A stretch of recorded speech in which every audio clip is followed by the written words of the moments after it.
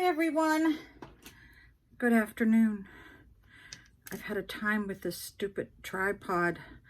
Today we're going to talk about the most horrible thing my ex had done to me after I left him. I knew I was going to be I knew he was going to make things extremely difficult for me, and he did. Little did I know just how difficult. So, let me do a little bit of backtracking with you. It is raining and I'm sweating. About 23 years ago, I got a Christmas present. It was a miniature long-haired dachshund. And this dachshund slept with me every day, every night for 16 years. I also got Elvis a wife, and her name was Gingerbread. Yeah, it was Gingerbread. And they had babies. And then those babies had babies. I don't know what it is today. Can't get anything to go right. He would not let me have my babies. None of them. Now, I had no idea just how bad it was going to be. So it took 7 years for our divorce. My daughter had periodically gone by there to visit her dad and the dogs, because I had given her two of them. She called me and she says, "Mom, you're not going to believe this. The dog pens are filthy. They're not picking up the poop. Their blankets are soiled with excrement."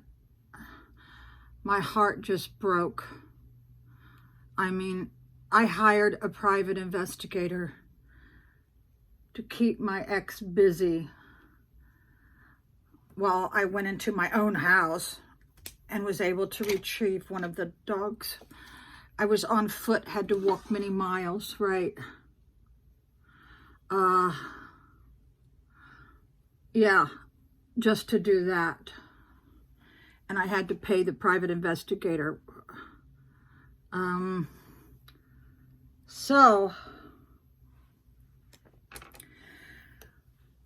I took the dog, and I got a call later that night from a so-called cop who did not identify himself. "Did you take the dog?" "I don't know what you're talking about." I don't have to answer any Joe Blow who just happens to call me, right? Yeah, he pretended like he was a cop. It was one of my husband's so-called CIA friends, I guess. So I begged my husband. I said, "Please let me have my dogs," because he was running the business that we both shared. And he said no. He had like 7 dogs. Oh my God. So my daughter calls me and she says, "Mom, Gingerbread's eyeball is poked, she's blind and it's poked out of her skull." I was sickened. Let me tell you what, any man that would do that is an SOB.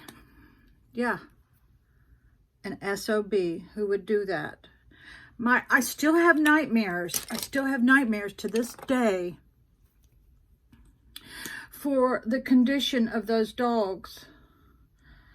I had already expended every bit of money that I could muster. I sold almost everything I could to fight him in court.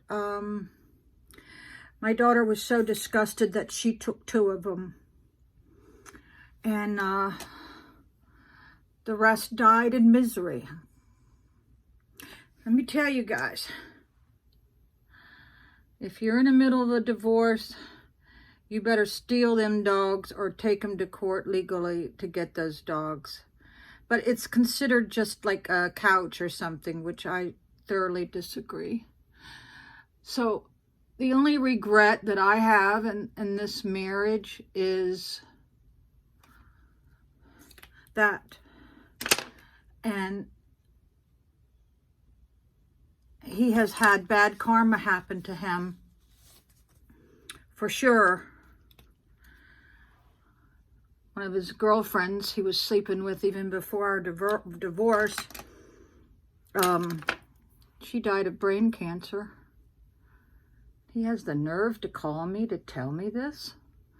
Oh my God.